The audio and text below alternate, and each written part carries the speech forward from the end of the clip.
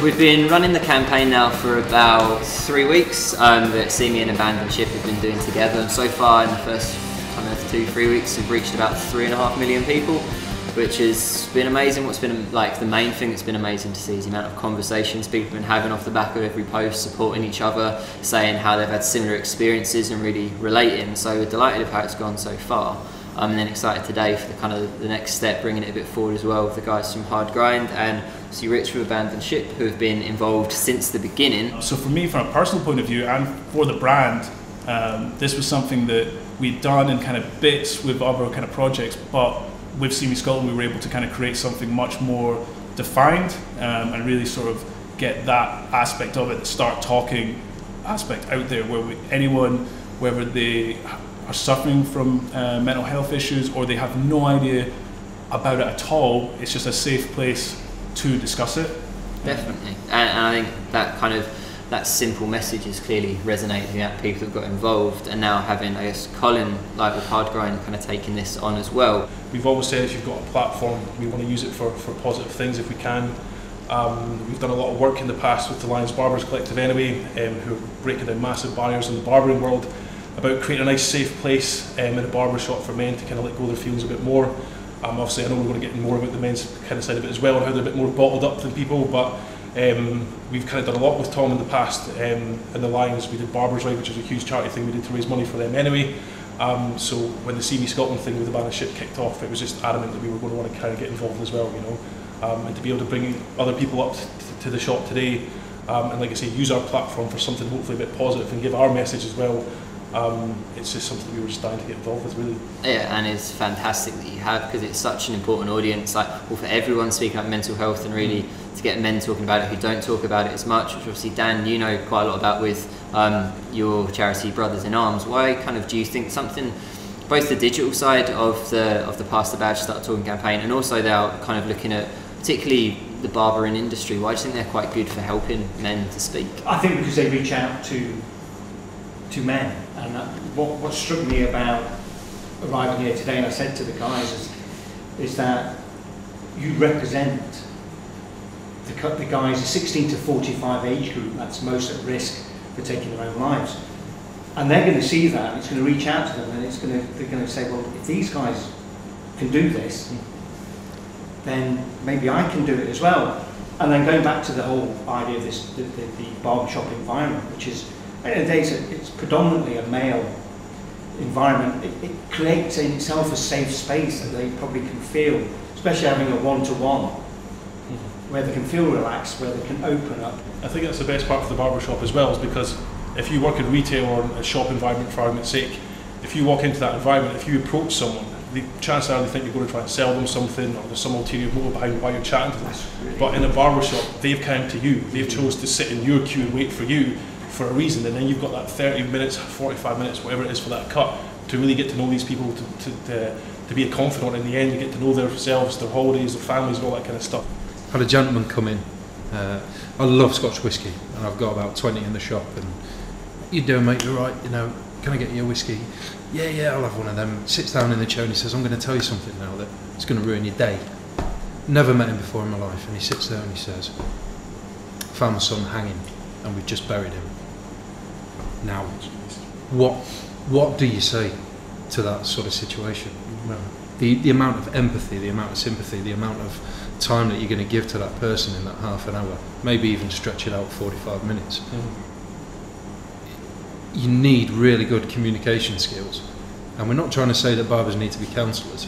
All we're trying to say is that barbers need to absorb and maybe show a bit of empathy, show a bit of talkative nature, show a bit of communication skills. Be an ear, and just be there.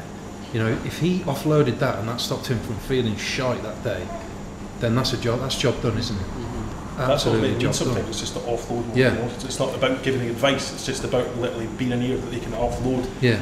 I personally have suffered on and off throughout my life with mental health issues, and for a long time, obviously we're speaking specifically about males here, but I feel that females struggle quite a bit as well.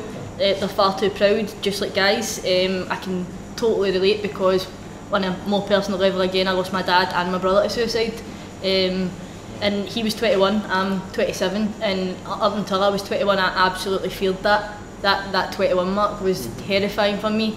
And then every year I make it past that, for me it's just like a milestone. And I know that sounds a bit intense, but for me it's just a deep fear. So if I can relate to a client who's maybe lost someone, I've had a client exact same sort of scenario, he just lost his mum, same sort of scenario, and if you can just relate and say that you're not the only person feeling that way, then I think that just makes them, like somebody says, feels less lonely. Like they know that when you feel depressed, I think you can feel like you're the only person in the world that feels like that, and you're hiding away and you don't socialise, and you're putting on a mask half the time to try and prove to people you're alright. I know that personally I've done that, I've put a mask on a lot of the time, but even to this day, every day I got up and I go to my work and I keep going, I'm still surviving.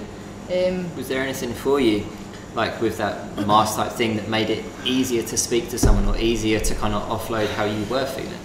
I think it got to actually a point where I couldn't put a mask on anymore. I was in the shop pretending I was all happy and life was great, and I know Colin and I know people, all the guys, everybody's saying like how well I'm doing with my business and bits and bobs like that, but it's really easy for somebody to look at you and say, from an outsider point of view, oh, you're doing great, you're doing fantastic, when inside you're dying, like you're screaming for help. But all day, every day, you're just smiling, then you go home and you smile because you need to I live with my gran, so I take care of her. So the last thing I want to do is worry anybody.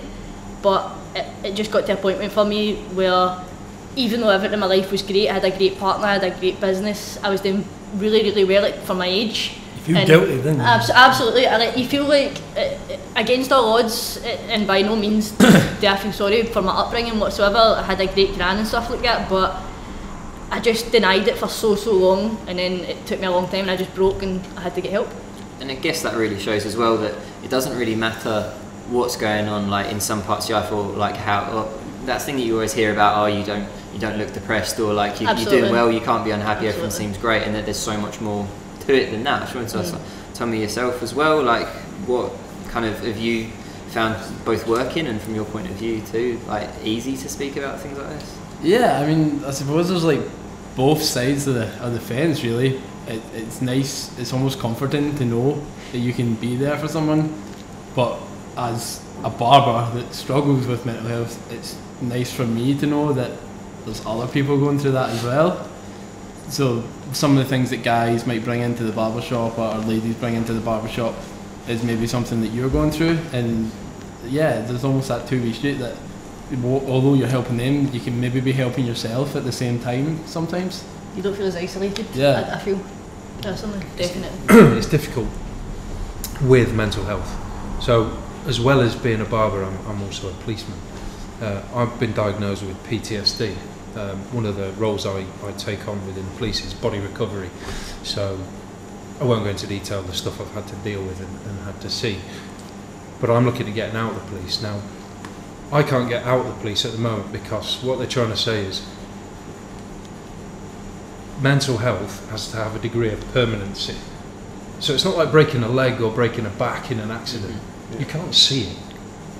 So how can somebody? Yeah, exactly. I totally like this. I totally agree with what you're saying. Like, if you had, for me, I was ashamed. Like Tommy was saying, you feel guilty, you feel ashamed and stuff like that. And I did for so long. You're like, you don't understand why you're unhappy if you've got everything good going for you.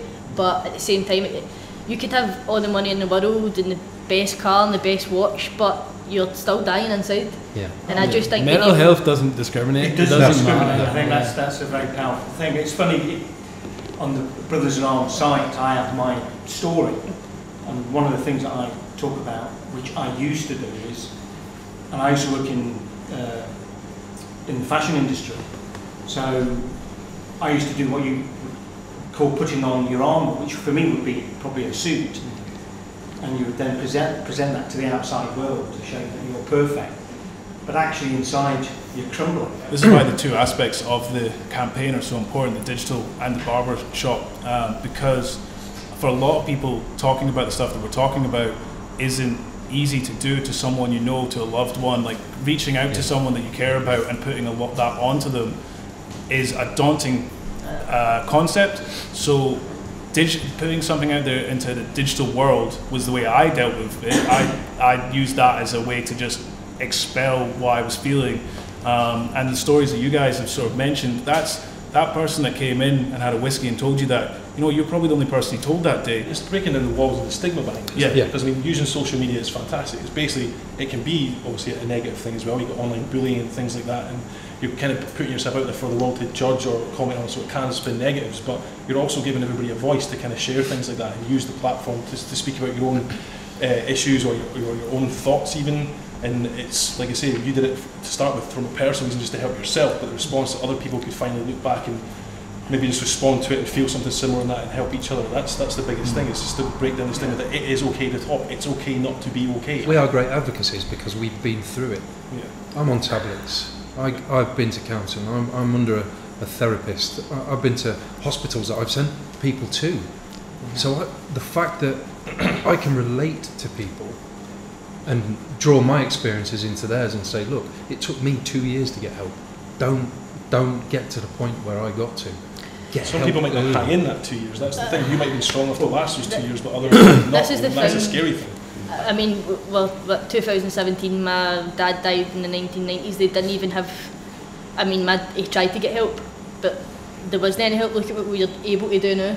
I attempted or planned suicide at the age of 40, and actually it was only the birth of my first daughter that really stopped that. So if that hadn't happened, you know, who knows? But it was only because then I started, and it took me 10 years of a journey to get to where I am today. I mean, Glasgow guys or Scottish guys or whatever, I mean, it's like, oh, we're tough. And I can agree with that, because I'm from Glasgow myself, and I think you probably agree with this. Very much of like a generation of, we were raised by a generation that was raised to be men. Black and white, Like when you're like kid, if you fall down, like get back as a boy, you don't cry. Like you get back up and brush it off. You're brought up in these man kind of, that's your job, that's your role, I'm the provider, I'm the thing, your mum can maybe cry out, like all that kind of stuff. And it's actually nice that we're finally getting to that where like I'm a young dad now, and I say young, but well, dad. But it's at the point now, it's like, okay, if my son falls, like, of course, like, just get back up, son, it's fine. Like, I'm not going to mollycoddle him like that, but again, I'm going to make sure that he doesn't have the kind of upbringing that I had, not because it was bad, but it's just generational. It's kind of getting phased out because we are getting a bit, not softer, but we are a bit more in touch with our feelings than my dad was, and his dad was like, just keep going back, it probably gets worse and worse and worse as you probably go back the generations. So it is kind of getting phased out, which is why it's important for this generation to keep doing these things, to talk about it, to actually break down this thing for the next generation. I think the only thing I would put in there as part of the debate is that, because I used to think it was a generational thing, but for 15 and 16-year-old guys, and I can only speak from the man box, I mean, and I'm sure it's the same for females, girls as well, but you know, with social media, peer pressure, how you've got to look, present yourself. I mean, the amount of young guys I see are going down the gym to get the six-pack, and there's a lot of pressure there. They're under that.